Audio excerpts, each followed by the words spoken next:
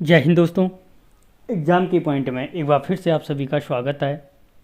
दोस्तों, आज हम उत्तराखंड राज्य की जो प्रमुख जनजातियां हैं, प्रमुख जनजातियों के पूरे इतिहास को समझने की कोशिश करेंगे। यहाँ पे अगर आप डीपली जो उत्तराखंड की प्रमुख जनजातियां हैं उनको पढ़ना चाहते हो तो आपके लिए बहुत अच्छा वीडियो है। तो देखते हैं दोस्तों, आज के इस वीडियो में उत्तराखंड राज्य की प्रमुख जनजातियां, ठीक है, जो उत्तराखंड राज्य की प्रमुख जनजातियां हैं उनके बारे में। तो दोस्तों, एक चीज़ याद रखना कि जो कुमाऊं और उत्तराखंड जमींदारी उन्मूलन एक्ट था 1960 में पास हुआ, यानी जो कुमाऊं और उत्तराखंड जमींदारी उन्मूलन एक्ट था सर्वप्रथम कब पास हुआ था, तो 1960 में हुआ था, ठीक है, यूपी गवर्नमेंट के टाइम पे। केंद्र सरकार ने जनजातियों की पहचान के लिए लोकर समिति का गठन किया। दोस्तों, ये आने वाले टाइम के लिए मोस्ट इंपॉर्टेंट क्वेश्चन है कि जो उत्तराखंड में जो जनजातियों को स्वीकार किया गया, जो 5 जनजातियों को स्वीकार किया गया, वो किस समिति के आधार पर किया गया, तो लोकर समिति के आधार पर किया गया। और लोकर समिति के आधार पर ही 1967 में क्या किया गया, उत्तराखंड की 5 जातियों को एसटी का दर्जा दिया गया, ठीक है। यानी क्वेश्चन बन सकता है कि लोकर किस समिति के आधार पर उत्तराखंड की जनजातियों को स्वीकार किया गया, तो दोस्तों लोकर समिति के आधार पर। और कब किया गया, तो 1967 में। और जो लोकर समिति बनी थी 1965 में इसका निर्माण किया गया था, ठीक है। इसके पश्चात क्या हुआ कि जो उत्तराखंड में 2 जनजातियों को आदिम जनजाति का दर्जा दिया गया है। इनमें से जो 2 जातियां हैं, उनमें उनको क्या है, आदिम जनजातियों का दर्जा दिया गया है। कितनी जनजातियों को, 2 जनजातियों को। सर्वप्रथम राज्य की राजी जनजाति को आदिम जनजाति का दर्जा दिया गया। क्वेश्चन बन सकता है कि सर्वप्रथम किस जनजाति को आदिम जनजाति का दर्जा दिया गया, तो दोस्तों जो राजी जनजाति थी उस राजी जनजाति को आदिम जनजाति का दर्जा दिया गया।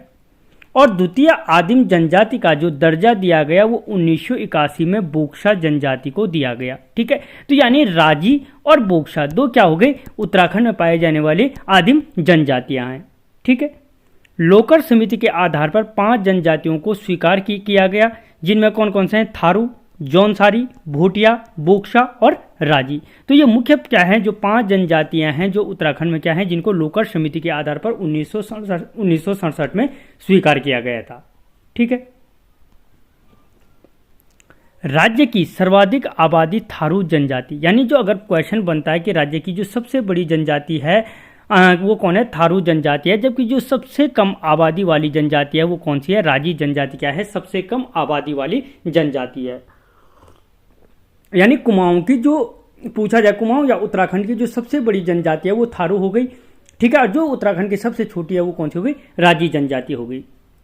राज्य की सबसे प्राचीन जनजाति, अगर क्वेश्चन पूछा जाता है कि राज्य की जो सबसे प्राचीन जनजाति है वो कौन सी है, तो दोस्तों भूटिया क्या है, राज्य की सबसे प्राचीन जनजातियों में है कौन, भूटिया। सबसे बड़ी हो गई थारू, सबसे छोटी हो गई राजी।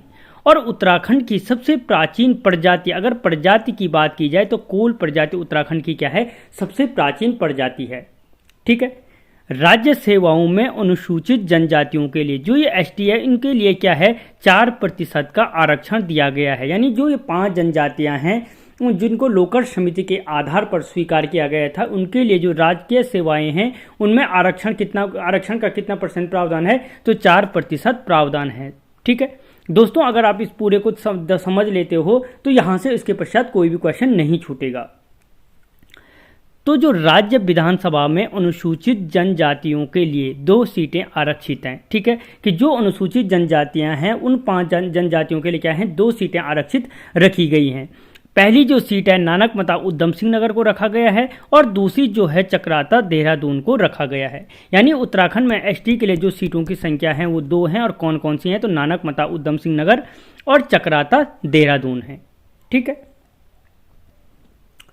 दोस्तों, जो सर्वाधिक अनुसूचित जनजातियों की आबादी है वो उधम सिंह नगर में पाई जाती है। यानी जो सर्वाधिक अनुसूचित जनजाति किस जनपद में पाई जाती है, तो उधम सिंह नगर में पाई जाती है। तथा अगर उसके बाद देखें तो देहरादून और पिथौरागढ़ में सर्वाधिक अनुसूचित जनजातियां पाई जाती हैं, ठीक है। और अगर पूछा जाए कि सबसे कम अनुसूचित जनजातियां कहाँ पाई जाती हैं, तो दोस्तों जो सबसे कम अनुसूचित जनजातियों की आबादी जो वाला जो जनपद है वो है रुद्रप्रयाग जनपद, ठीक है। और इसके पश्चात क्या है, दूसरे और तीसरे स्थान पर टिहरी और चमोली जनपद, ठीक है। यानी जो सबसे अधिक क्या है अनुसूचित जनजातियां पाई जाती हैं वो उधम सिंह नगर में पाई जाती हैं, और जो सबसे कम पाई जाती हैं वो रुद्रप्रयाग में पाई जाती हैं। दूसरे और तीसरे को याद रखना इसलिए जरूरी है कि आने वाले टाइम में वो क्या करेगा, सिंपल क्वेश्चन के बजाय क्रम से लगाने के लिए कहेगा, ठीक है दोस्तों। अगला जो अभी दोस्तों हम उत्तराखंड की जो जनजातियां उनसे संबंधित जनरल फैक्ट देख रहे हैं, इसके बाद हम हर एक जाति को डिस्क्राइब करेंगे। तो दोस्तों प्रतिशत की दृष्टि से सबसे कम अनुसूचित जनजातियां, जो प्रतिशत की दृष्टि से बात की जाए तो जो सबसे कम जनजातियों की आबादी पाई जाती है वो टिहरी जिले में पाई जाती है, जबकि जनसंख्या के हिसाब से क्या था, रुद्रप्रयाग जनपद था। लेकिन प्रतिशत के हिसाब से जो सबसे कम जनजातियां पाई जाती हैं वो आपके टिहरी जनपद में पाई जाती हैं, और उसके पश्चात अल्मोड़ा और पौड़ी जनपद का नंबर आता है। सर्वाधिक शिक्षित एसटी आबादी, जो सबसे अधिक शिक्षित अनुसूचित जनजाति है वो भी रुद्रप्रयाग में पाई जाती है, ठीक है। सबसे कम रुद्रप्रयाग में और सबसे शिक्षित रुद्रप्रयाग में। छोटा परिवार सुखी परिवार, ये मान के चलो, छोटा परिवार सुखी परिवार, सबसे कम अनुसूचित जनजाति रुद्रप्रयाग, और सबसे पढ़े लिखे भी रुद्रप्रयाग।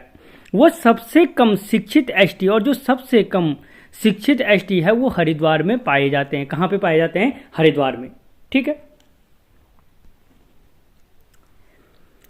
दोस्तों। राज्य में 5 जनजातियों के अलावा याद रखना जो राठी जनजाति भी निवास करती है, ठीक है। इसके अलावा जो 6वीं जनजाति है कौन सी, राठी जनजाति निवास करती है, जो पौड़ी जनपद के पर्वतीय भागों में पाई जाती है, ठीक है। इनके विकास के लिए राठ विकास प्राधिकरण का गठन 2016 में किया गया। मोस्ट इंपॉर्टेंट चीज़ है कि जो राठ विकास प्राधिकरण का गठन था कब किया गया, तो 2016 में राठ विकास प्राधिकरण का गठन किया गया, ठीक है। तो यहाँ पर हमने जो जनजातियाँ थी उन जनजातियों के संबंध में कहाँ कौन सी बड़ी कौन सी छोटी, कहाँ ज़्यादा कहाँ प्रतिशत में कम, ठीक है, कितना प्रतिशत आरक्षण, ये सारी चीज़ें कवर की जो जनरल फैक्ट थे। अब हम एक एक जनजाति को देखेंगे। तो दोस्तों सबसे पहले आज हम बात करेंगे थारू जनजाति की। और दोस्तों फालतू की कोई बकवास नहीं है, पॉइंट टू पॉइंट जो काम की चीज़ें उनको लिया गया है। तो दोस्तों जो राज्य व कुमाऊं क्षेत्र की सर्वाधिक आबादी वाली जनजाति है वो थारू जनजाति है, ठीक है। सीधे सीधे क्वेश्चन पूछा जाएगा या उत्तराखंड राज्य की या कुमाऊं क्षेत्र की सर्वाधिक आबादी वाली जनजाति कौन है, तो सिंपल आंसर हो जाएगा थारू जनजाति है, ठीक है। और जो थारू जनजाति है वो मुख्य रूप से उधम सिंह नगर के खटीमा, किच्छा, नानकमता और सितारगंज क्षेत्र में पाई जाती है, ठीक है। यानी मुख्य रूप से किन स्थानों पे जो थारू जनजाति है वो पाई जाती है, खटीमा में, किच्छा में, नानकमता में, सितारगंज क्षेत्र में पाई जाती है, ठीक है। थारू जनजाति सर्वाधिक उधम सिंह नगर में पाई जाती है। अगर इसके पश्चात क्वेश्चन बनता है कि थारू जनजाति सर्वाधिक किस स्थान पे पाई जाती है, उधम सिंह नगर, पिथौरागढ़, चंपावत, बागेश्वर, तो क्या आंसर हो जाएगा, उधम सिंह नगर में थारू जनजाति सर्वाधिक पाई जाती है और राज्य की क्या है, सबसे बड़ी जनजाति है। उत्तराखंड के अलावा थारू जनजाति यूपी में, बिहार में तथा नेपाल में निवास करती है। अगर क्वेश्चन बनता है कि उत्तराखंड के अलावा किस राज्य में थारू जनजाति पाई जाती है, तो ये याद रखना यूपी और बिहार के साथ, या किस देश में पाई जाती है, तो नेपाल में भी पाई जाती है, ठीक है। इसके पश्चात अगर हम बात करें कि थारू लोग किरात वंश के माने जाते हैं, मोस्ट इंपॉर्टेंट फैक्ट है कि थारू लोग किस वंश के माने जाते हैं, तो दोस्तों किरात वंश के माने जाते हैं। और ये लोग खुद को महाराणा प्रताप का वंशज मानते हैं। ये क्वेश्चन कई बार पूछे गए हैं, किस वंश का मानते हैं और किसका वंशज मानते हैं, तो किसका वंशज मानते हैं, महाराणा प्रताप का वंशज मानते हैं। इनका कद छोटा होता है तथा मंगोल प्रजाति के निकट माने जाते हैं। यह क्वेश्चन बन सकता है कि थारू जो लोग हैं वो किस प्रजाति से संबंधित हैं, तो मंगोल प्रजाति से संबंधित हैं।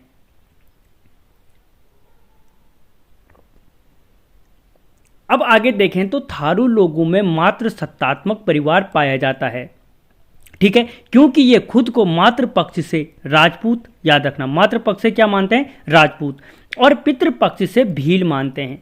तो दोस्तों पहली चीज है कि ये मातृ सत्तात्मक परिवार होने का एक मुख्य जो इसका रीजन है वो ये होता है कि कहा जाता है कि जब राजस्थान के क्षेत्र में, मेवाड़ वाले क्षेत्र में बाहरी आक्रमण हो गया तो उन्होंने अपनी रानियों को या अपनी प्रजा की जो महिलाएं थी, जो राज परिवार से संबंधित महिलाएं थी, उन्हें अपने सैनिकों के साथ क्या कर दिया, इन पहाड़ी क्षेत्रों की तरफ भेज दिया कि जो वहां सुरक्षित रहेंगे। लेकिन युद्ध में मारे जाने के कारण वो क्या नहीं हुए, वापस नहीं आए, जिसके कारण क्या हुआ कि जो यहाँ इस पहाड़ी क्षेत्रों में आ गए थे वो यहीं रहने लगे और उन्होंने क्या कर दिया, जो अपने उनके नौकर चाकर थे उनसे शादी कर दी। ठीक है, आगे जब उनके बच्चे हुए तो इसीलिए वहां पे मात्र सत्तात्मक परिवार, क्योंकि वहां की जो महिलाएं हैं वो आज भी अपने को राजघराने से संबंधित मानते हैं, इसलिए राजपूत मानती हैं। और जो पितृपक्ष हैं, जो लड़के जितने भी पैदा होते हैं वो भील माने जाते हैं, क्योंकि जो सेवक थे उनके वो भावना आज तक चलती जा रही है। इसके पीछे बस इतना सा रीजन है। तो अगली चीज देखें अगर हम, तो थारू लोग भवन निर्माण व चित्रकला में निपुण होते हैं। सीधे सीधे क्वेश्चन बनता है कि थारू लोग किस कला में निपुण होते हैं, तो भवन निर्माण और चित्रकला में क्या होते हैं, जो थारू लोग होते हैं वो निपुण होते हैं। ठीक है, अगला देखें दोस्तों, दिखनौरी प्रथा थारुओं में पाई जाती है। ये क्वेश्चन बहुत बार पूछा गया है कि दिखनौरी प्रथा किस जनजाति से संबंधित है, तो क्या किस जनजाति से है, थारू जनजाति से संबंधित है दिखनौरी प्रथा। ठीक है, इसके पश्चात दोस्तों हम बात करेंगे थारुओं की सामाजिक व्यवस्था की कि जो थारुओं की सामाजिक व्यवस्था रहती है वो किस प्रकार से व्यवस्थित रहती है। तो पहली चीज आती है कि थारू जनजाति कई गोत्रों में बटी रहती है। ठीक है, गोत्रों में थारू जनजाति ने क्या बटना है, हमारी हर एक समाज की जो जनजातियां हैं उनके अलग अलग गोत्र हैं। ठीक है, मेरा गोत्र अलग होगा, आपका गोत्र अलग होगा, तो उसी तरह गोत्रों में बटी है जिन्हें कुरी कहते हैं। मोस्ट चीज है कि जो थारू में गोत्र होता है वो किस नाम से जाना जाता है, तो कुरी के नाम से जाना जाता है। मोस्ट क्वेश्चन हमारे काम का ये है। अगली चीज जो आती है, थारू जनजाति में बड़वायक गोत्र जो सबसे उच्च माना जाता है, यानी थारू जनजाति में वहां भी क्या है, जातियों का झमेला है। तो जो जातियों का झमेला है थारू जनजाति में, जिसका बड़वायक गोत्र होता है उसे क्या माना जाता है, सबसे ऊंची जाति का या सबसे उच्च, सबसे बड़ा माना जाता है। ठीक है, जो थारुओं की प्रमुख उपजातियां हैं, ठीक है, हमारे यहाँ भी अलग अलग जातियां होती हैं, वैसे ही थारुओं की क्या है, प्रमुख उपजातियां हैं, जिनमें क्या है, राणा, कठरिया, डंगरिया, जेगिमा या पश्चिमा आदि हैं। ये इनकी क्या है, मुख्य जातियां हैं। ठीक है, कोई इंपॉर्टेंट इतना फैक्ट नहीं है। जो अगला फैक्ट है, राणा गोत्र सर्वश्रेष्ठ थारू माने जाते हैं, यानी जो राणा गोत्र के थारू होते हैं वो सर्वश्रेष्ठ माने जाते हैं और यह नैनीताल और उधम सिंह नगर में पाए जाते हैं। यानी जो राणा गोत्र के थारू होते हैं वो मुख्य रूप से नैनीताल जनपद में और उधम सिंह नगर जनपद में पाए जाते हैं। थारू हिंदुत्व के प्रतीक के रूप में चोटी रखते हैं, यानी थारू लोग क्या होते हैं, हिंदू धर्म के मानने वाले होते हैं और अपने हिंदू धर्म को प्रकट करने के लिए ये क्या करते हैं, चोटी रखते हैं। ठीक है, चोटी तो सबको पता है ऊपर। अब दोस्तों मोस्ट इंपॉर्टेंट जहां से क्वेश्चन बनते हैं कि थारुओं की विवाह की विशेषता, इनके विवाह की क्या क्या विशेषता है, कि जो थारू जनजाति में क्या है, सबसे पहले बदलाव विवाह प्रथा का प्रचलन था। क्या था, बदलाव विवाह प्रथा। यानी क्वेश्चन बनता है कि बदलाव विवाह प्रथा किससे संबंधित है, तो आंसर हो जाएगा थारू जनजाति से संबंधित है। और बदलाव विवाह प्रथा थी क्या, तो बदलाव विवाह प्रथा के तहत बहनों के आदान प्रदान का प्रचलन था। बहनों के आदान प्रदान का प्रचलन का मतलब है कि अगर एक की शादी दूसरे के घर में, वो ऐसे परिवारों को चूज करते हैं जहां पे सपोज एक लड़का और एक लड़की, एक के घर में, एक लड़का एक लड़की दूसरे के घर में है, तो वो इसकी बहन से शादी कर देता है, वो उसकी बहन से शादी कर देता है। तो ये थी बदलाव विवाह प्रथा। ठीक है, तीन टिकड़ी विवाह प्रथा या तीन ठिठकी भी देखने को पढ़ने को मिलता कई जगह। तीन टिकड़ी जो विवाह प्रथा के अंतर्गत एक दूसरे बहन की जगह, क्योंकि बदलाव विवाह में क्या होता था, एक दूसरे की बहनों से शादी की जाती थी, लेकिन जो तीन टिकड़ी विवाह प्रथा है इसके अंतर्गत किसी भी रिश्तेदार की लड़की से विवाह करते हैं। यानी जो उसके सपोज तो आपकी शादी किसी घर में हो गई तो उसकी शादी तुम्हारे घर में ना होकर जो तुम्हारे रिश्तेदार होंगे उनकी बहनों के साथ जो शादी होगी वो प्रथा कहलाती थी, तीन टिकड़ी विवाह प्रथा कहलाती है। ठीक है, तो ये दोनों में अंतर समझ लो, बदलाव विवाह प्रथा और तीन टिकड़ी विवाह प्रथा। और क्वेश्चन बनता है कि बदलाव विवाह प्रथा और तीन ठिठकी विवाह प्रथा जो प्रचलित है किस जनजाति से संबंधित है, तो थारू जनजाति से संबंधित है। ठीक है। अगला जो चीज़ है दोस्तों थारू जनजाति के संबंध में कि थारुओं में विवाह की मध्यस्थता कराने वाले व्यक्ति को मजपतिया कहा जाता है, यानी जो दोनों घरों को आपस में जोड़ने का कार्य करता है। हमारे यहाँ जो कुंडलियाँ होती हैं, जो तिपरा होता है, उसको क्या करते हैं, एक दूसरे के घरों में पहुँचाने वाला जो व्यक्ति होता है, उसी व्यक्ति को ये थारू लोग क्या कहते हैं, मजपतिया कहते हैं। और आपके इलाके में क्या कहते हैं मुझे कमेंट बॉक्स में जरूर बताना, ठीक है। तो ये इसको क्या कहते हैं, मजपतिया के नाम से जाना जाता है। थारू में विवाह तय करने को पक्की पौड़ी कहा जाता है। मोस्ट इंपॉर्टेंट है कि थारू में विवाह तय करने को पक्की पौड़ी कहा जाता है। हम लोगों की शादी की भी जब बात क्या होती है, विवाह कहीं किसी घर में तय हो जाता है तो उसको ये थारू लोग क्या कहते हैं, पक्की पौड़ी कहते हैं, यानी पक्की बात हो गई। सगाई की रस्म को थारू लोग अपना पराया के नाम से जानते हैं, यानी जो हम लोग जिसको सगाई कहते हैं उसको थारू लोग क्या कहते हैं अपनी भाषा में, अपना पराया के नाम से जाना जाता है। और विवाह की तिथि तय होने को हम भी कहते हैं कि दिन हो गया, तो यानी विवाह की तिथि यानी जो दिन तय करते हैं हम लोग, उस दिन को क्या कहते हैं थारू लोग बात कट्टी के नाम से जानते हैं, ठीक है। यानी जिस दिन विवाह उस घर में फिक्स हो गया, पक्की पौड़ी, सगाई करते हैं, उसके बाद हम अपना पराया, और विवाह से कुछ दिन पहले जब कार्ड छपवाने से पहले विवाह की तिथि तय करते हैं, उसको बात कट्टी के नाम से थारू लोग जानते हैं, ठीक है। दोस्तों अगर बढ़िया लग रहा है तो चैनल को सब्सक्राइब करें, वीडियो को लाइक करें।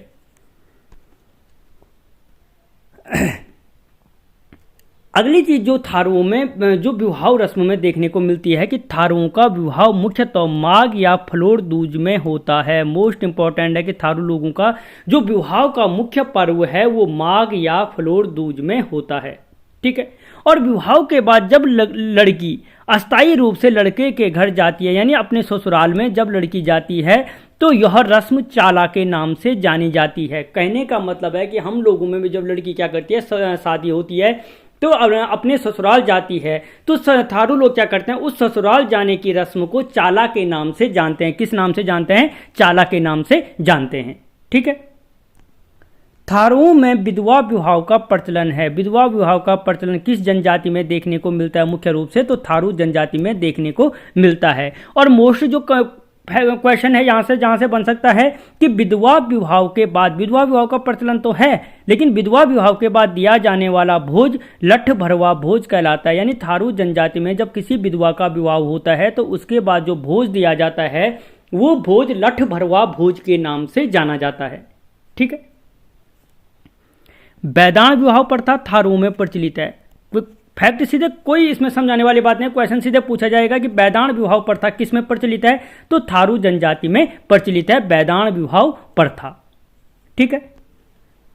अगला जो फैक्ट है यहाँ पे, थारू जनजाति में तलाक देने का अधिकार महिलाओं को है। यानी थारू मैंने अभी आपको बताया था ये मातृ सत्तात्मक परिवार होता है। मातृ पक्ष से ये खुद को राजपूत मानते हैं और पितृ पक्ष से खुद को भील मानते हैं, इसीलिए यहाँ पे आज भी महिलाओं का आधिपत्य चलता है। और इसीलिए जो तलाक देने का अधिकार है वो महिलाओं को है, सिर्फ पुरुष बेचारा सिर्फ घंटी बजाता रहेगा, ठीक है। तो तलाक देने के जो अधिकार है वो महिलाओं को है। और तलाक देने की जो रस्म होती है, जिसे हम तलाक कहते हैं, डिवोर्स के नाम से जानते हैं, उसे ये उरारी के नाम से या उराई के नाम से जानते हैं। उरारी होगा या किसी बुक में उराई देखने को मिलता है, ठीक है। यानी वो तलाक देने की जो रस्म होगी वो उराई के नाम से जानी जाती है। थारू जनजाति के त्योहार व धार्मिक परंपरा, यानी जो थारू जनजाति के त्योहार हैं और जो धार्मिक परंपराएं हैं वो कौन कौन सी हैं। तो दोस्तों यहाँ पे मोस्ट रूप से जो उनके त्यौहार हैं कि थारू जनजाति के लोगों का जो प्रमुख त्यौहार है वो बजहर लिखा है, बजहर नामक त्यौहार है, यानी जो बैसाख माह में मनाया जाता है। मोस्ट कई बार पूछा जाता है कि बजहर त्यौहार किस जनजाति से संबंधित है, तो थारू जनजाति से संबंधित है। और अगर आप क्वेश्चन पूछा जाता है कि बजहर त्यौहार कब मनाया जाता है, तो याद रखना बैसाख माह में बजहर नामक त्यौहार मनाया जाता है। किस माह में, बैसाख माह में, ठीक है। दीपावली को थारू लोग शोक पर्व के रूप में मनाते हैं, ठीक है। जो दीपावली का पर्व होता है कि कई बार क्वेश्चन पूछा जाता है कि कौन सी जनजाति दीपावली को शोक पर्व के रूप में मनाती है, तो आंसर हो जाएगा दीपावली, ये थारू पर जनजाति। या क्वेश्चन पूछा जा सकता है कि थारू जनजाति किस पर्व को शोक पर्व के रूप में मनाती है, तो फिर आंसर हो जाएगा दीपावली को शोक पर्व के रूप में मनाती है, ठीक है। अगली चीज अगर जो थारू जनजाति से संबंधित है कि होली के अवसर पर थारू लोग खिचड़ी नृत्य करते हैं। खिचड़ी नृत्य किससे संबंधित है? थारू जनजाति से संबंधित है। और खिचड़ी नृत्य किस पर्व पर थारू लोग खिचड़ी नृत्य करते हैं? तो होली के अवसर पर क्या करते हैं? जो थारू लोग होते हैं वो खिचड़ी नृत्य करते हैं। ठीक है। खड़ी होली और बैठी होली का संबंध थारू जनजाति से है। यानी होली में क्या करते हैं? खिचड़ी नृत्य करते हैं। और खड़ी होली और बैठी होली का जो संबंध है वो किस जनजाति से है? तो वो थारू जनजाति से संबंधित है। धान बुआई के पश्चात हरिया पूजा करते हैं। यानी धान बुआई के पश्चात जो थारू लोग होते हैं कौन सी पूजा करते हैं? तो उस पूजा का नाम है हरिया पूजा। और नवरात्र में थारू लोग दशहरा पूजा करते हैं। जो नवरात्र का समय होता है उस टाइम पे क्या करते हैं? दशहरा की पूजा करते हैं।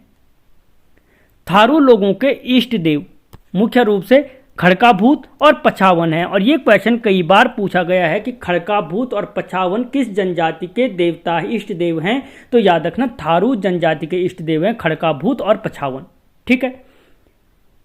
अगली चीज अगर हम देखें थारू जनजाति में तो नगरयाई देवी की पूजा थारू लोग करते हैं। नगरयाई देवी की पूजा कौन सी जनजाति करती है? तो थारू जनजाति क्या करती है? नगरयाई देवी की पूजा करती है। ठीक है। और थारू लोग शीतला देवी की पूजा छोटी माता या चेचक की बीमारी दूर करने के लिए करते हैं। मोस्ट इंपॉर्टेंट क्वेश्चन बन सकता है कि थारू लोग छोटी माता या चेचक की बीमारी दूर करने के लिए किसकी पूजा करते हैं? तो शीतला देवी की पूजा करते हैं। ठीक है। किस देवी की? शीतला देवी की पूजा छोटी माता या चेचक को भगाने के लिए करते हैं। अगली चीज जो है इसमें कि थारुओं में फसल रक्षा की देवी जगमाथिया देवी है। यानी जो जगमाथिया देवी का संबंध है थारू जनजाति में वो किससे है? तो फसलों की रक्षा से संबंधित है जगमाथिया देवी। ठीक है। शिकार की देवी के रूप में बागेश्वरी देवी की पूजा की जाती है। यानी जो बागेश्वरी देवी की पूजा की जाती है वो किसके रूप में की जाती है? शिकार की देवी मानी जाती है बागेश्वरी देवी। और दोस्तों जो इसमें इनके त्योहार से संबंधित जो अंतिम चीज समझने वाली है वो है थारुओं के घर के आगे भूमिया देवता का चबूतरा होता है। थारुओं के घर के आगे किस देवता का चबूतरा होता है? तो भूमिया देवता का चबूतरा होता है, जिसे भेंट के रूप में मुर्गों और सुअर की बलि देते हैं। जिसे ये क्या करते हैं? मुर्गे और सुअर की बलि जिस देवता को देते हैं वो है भूमिया देवता, जो इनके घरों के सामने चबूतरे पर बना रहता है। ठीक है। अगली चीज थारुओं की राजनीतिक व्यवस्था। तो दोस्तों जो थारुओं में बिरादरी पंचायत पाई जाती है, मोस्ट इंपॉर्टेंट क्वेश्चन बनता है यहां से कि बिरादरी पंचायत किससे संबंधित है? तो थारुओं से संबंधित है बिरादरी पंचायत। और जो बिरादरी पंचायत होती है उसका मुखिया चौधरी या महतो कहलाता है। जो बिरादरी पंचायत का संबंध थारुओं से है और जो उस बिरादरी पंचायत का जो मुखिया होता है वो चौधरी कहलाता है या महतो के कहलाता है। और महतो की सहायता के लिए बड़घेर होता है। यानी जो बड़घेर होता है वो किसकी सहायता के लिए होता है? चौधरी की या महतो की सहायता के लिए होता है। और बड़घेर की जो सहायता करता है उसे भले मानस के नाम से जाना जाता है।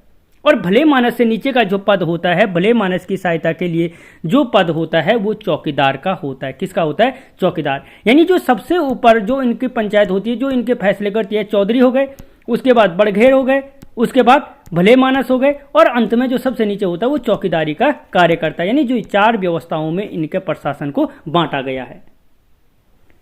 न्याय के लिए थारू में मध्य पंचगण होते हैं। वही पंचगण होते हैं जो कुछ टाइम पहले हमारे बीच भी पाए जाते थे। वो क्या करते हैं? मध्यस्थता का कार्य करते हैं। किसी के झगड़े हो गए उसका सॉर्ट आउट करते हैं। ठीक है। थारुओं का नृत्य गीत झुमड़ा है। ठीक है। जो झुमड़ा नृत्य गीत है वो किससे है? थारुओं का है। लहचारी थारुओं का नृत्य, यानी जो थारुओं का नृत्य है वो किस नाम से जाना जाता है? तो लहचारी के नाम से जाना जाता है थारुओं का नृत्य। और दोस्तों जो अगला पॉइंट है और अंतिम पॉइंट है थारुओं के संबंध में, थारू लोग पुजारी या तांत्रिक को भरड़ा कहते हैं। यानी जो भरड़ा कहते हैं थारू लोग वो किसको कहते हैं? पुजारी को या तांत्रिक को कहते हैं भरड़ा के नाम से जानते हैं। किस नाम से जानते हैं? भरड़ा के नाम से जानते हैं। तो दोस्तों शायद अगर आप इससे पहले पढ़ चुके हो तो सारे के सारे पॉइंटों को कवर किया गया है और डीपली कवर किया गया है। आपको कैसा लगा मुझे कमेंट बॉक्स में बताना। इसका अगले वीडियो जल्दी लेके आऊँगा। तब तक जय हिंद।